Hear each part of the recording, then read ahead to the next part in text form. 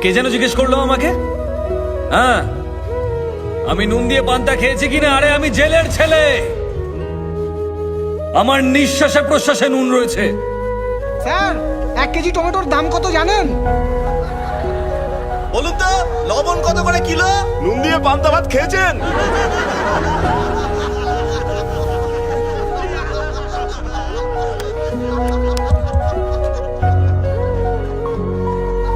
আজ আপনাদের কথা শুনে খুব লজ্জাই করছে আমার। সত্যি কথা বলতে 1 কিলো টমেটোর দাম আমি জানি না। টমেটোর দাম জানে না, নেতা হতে এসেছেন? এই স্যারকে টমেটোটা চিনিয়ে দে না। স্যার, একবার এই টমেটোটা দেখে নিন। আরে এই, ওই এই, এই হচ্ছে।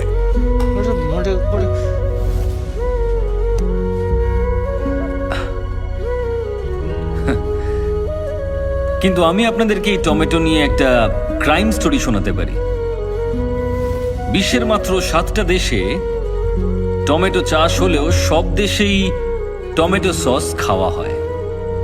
আমাদের দেশে চাষ করা টমেটোর ডিমান্ড সারা বিশ্ব জুড়ে রয়েছে। কিন্তু আরো একটা রহস্য আছে, যারা এখানে টমেটো চাষ করেন তারা খুব তাড়াতাড়ি মারা যান। কেন মারা যান?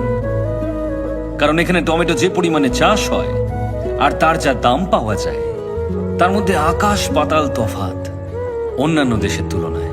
ধরুন এখানে এই টমেটো বিক্রি করে আর এই টমেটো বিক্রি করে একই দামে।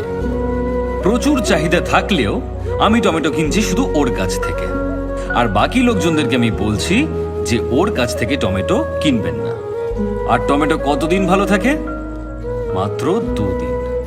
আমি কিন্তু জানি না কার টমেটো আগে নষ্ট হবে, কিন্তু দুজন বিক্রেতাই সবসময় ভয়ে থাকবে।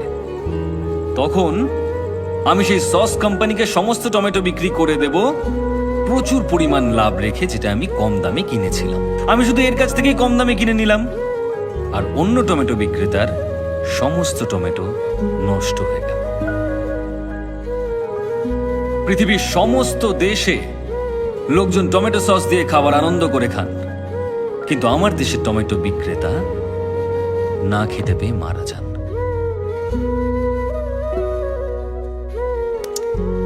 তাই পরের বার যদি আমাকে আপনারা টমেটো ছুঁড়তে চান, তাহলে দয়া করে ওই টমেটো বিক্রেতাদের কথা মনে রাখবেন।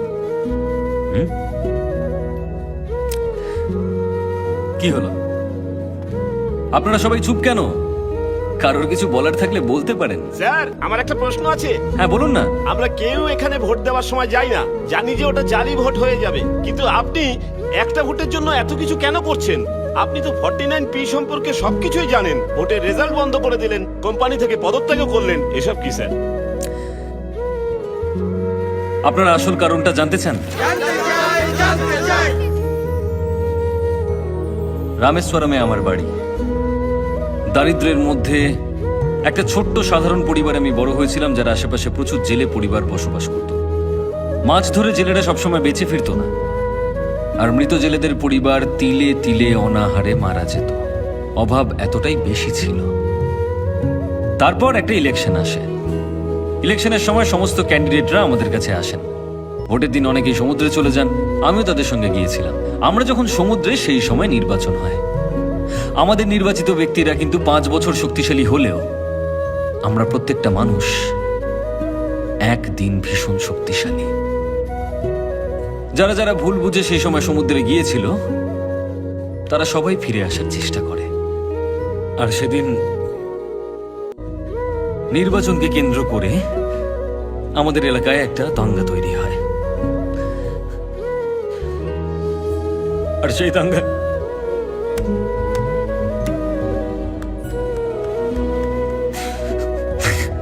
দাঙ্গায় আমার বাবার সঙ্গে 13 জন মানুষ মারা যায়। আর যারা মারা যায়নি তাদের সকলকে আহত করার চেষ্টা করা হয়েছিল, যাতে তারা উঠে দাঁড়াতে না পারে। আমার বাবা দাঙ্গার বিরুদ্ধে লড়েছিল, কিন্তু কেউ আমার বাবাকে বাঁচাতে আসেনি। একটা মানুষ মারা যাওয়ার পর তার সমস্ত অন্ত্যেষ্টিক্রিয়া করার জন্য 2000 টাকা খরচ হয়, আর জেলেদের 2 বছর লাগে ওই 2000 টাকা কামাতে। সুতরাং মৃতের শরীর নিয়ে এসো আর সেটাকে সমুদ্রে ছুঁড়ে ফেলে দাও। আমার বাবাকেও আমি মারা যাওয়ার পর সমুদ্রে ছুঁড়ে ফেলেছি। শুনেছি সমুদ্রে মৃতের অস্থি বিসর্জন করা হয়, কিন্তু আমি আমার বাবাকে করেছি। যে নির্বাচনে জিতেছিল সে কিন্তু কিচ্ছু করেনি। জেলেদেরকে বাঁচানোর জন্য আমার মা সংগঠন তৈরি করেন, জেলের বাচ্চাদেরকে পড়ানোর জন্য স্কুল তৈরি করেন, সবকিছু তৈরি করেন। অনেক বাচ্চাদেরকে শিক্ষিত করেছেন আমার মা, অনেককে। সেদিন দেশের সমস্ত নিউজ চ্যানেল থেকে ইন্টারভিউ নিতে এসেছিল আমার। আমি যে দেশেই থাকি না কেন, যেভাবেই থাকি না কেন, আমি ফিরে আসি নির্বাচনের দিন।